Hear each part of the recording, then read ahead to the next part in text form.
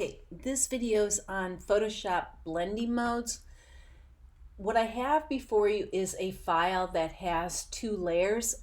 I've got one layer that goes from black to white and obviously degrees of gray. And then below it, I've got a really colorful photo. And blending modes in Photoshop allow you just to do that. Blend two photos together or two layers. So I'm going to turn this one back on. And right here in the layer palette, you've got different kinds of blending modes. And the first set here are considered the darkening blending modes. Then you have the ones that lighten. Then you have contrasting blending modes.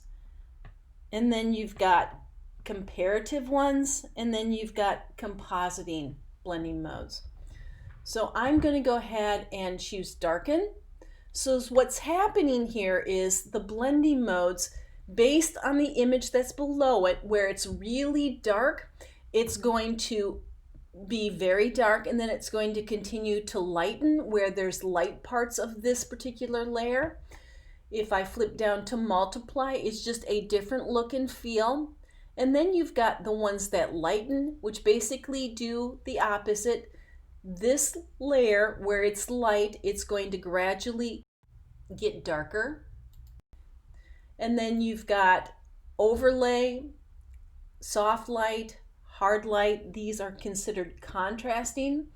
When you select one, you can also change the opacity of that layer so it might not be as harsh. And then you have the more comparative blending modes. I don't tend to use these at all, but they are available. And then you have one with hue, saturation, and so forth. Okay, how these blend together is all going to depend on the lights and darks of the images that you're using. Obviously, the one that I have here has a stark contrast between darks and lights, and the image below it has a variation of lights and darks. So how they combine is really depending on those levels of light and darkness. And it's going to be unique for every single photo that you combine because all images are very different. Okay, I'm going to do it again with two other images. I've got a fellow playing a trombone and I have some notes.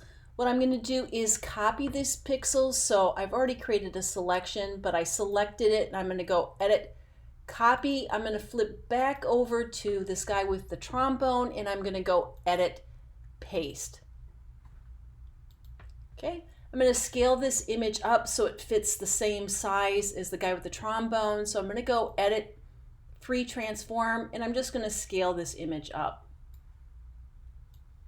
and hit my return key. Now I'm going to go to the blending modes and I'm just going to flip through them to see which one that I like the best. And you can just go through them and quickly kind of do a preview as to the different blending modes. And maybe I'll stick with overlay. If I don't like how strong it is, I can always come up here and I can reduce the opacity. And maybe that's what I like. Okay. So again, blending modes are comparing the lights and the darks of an image. So it's all going to depend on how it looks with the two images that you're selecting and blending together. Okay, I'm going to show you another example. I've got another file open here. And what I have here are some raindrops, and then I've got kind of a landscape image here. And I'm going to select this one and I'm going to go to the blending modes. Darken, multiply, color burn, linear burn, darker color, lighten, screen, and so forth. And you just go through here and you find the one that you feel best suits the concept that you're trying to create. And this one's actually kind of nice. I can select that one, and again I could come and I could reduce the opacity. You could also flip these layers around, meaning I can unlock this layer and I could bring this one to the top. I'll take this one back to normal, and then I'll try the blending modes to see if I get a different look and feel here. Slightly different, and maybe I like this one. Again, it's a little bit harsh. I could come in here and lower the opacity. You can also use blending modes on a layer that's filled with color. What do I mean by that? I'm going to add a layer here. So I've got an empty layer here, and I've got an orange in my color chip, and I'm going to fill this layer with this orange.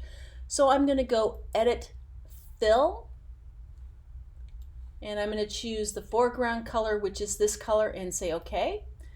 And I'm going to choose a blending mode. Okay, maybe I will select hue. It kind of changes the overall color scheme of this photo. Again, you could mess with the opacity as well. Again, all the blending modes are available to you. It's all about your concept that you're trying to create.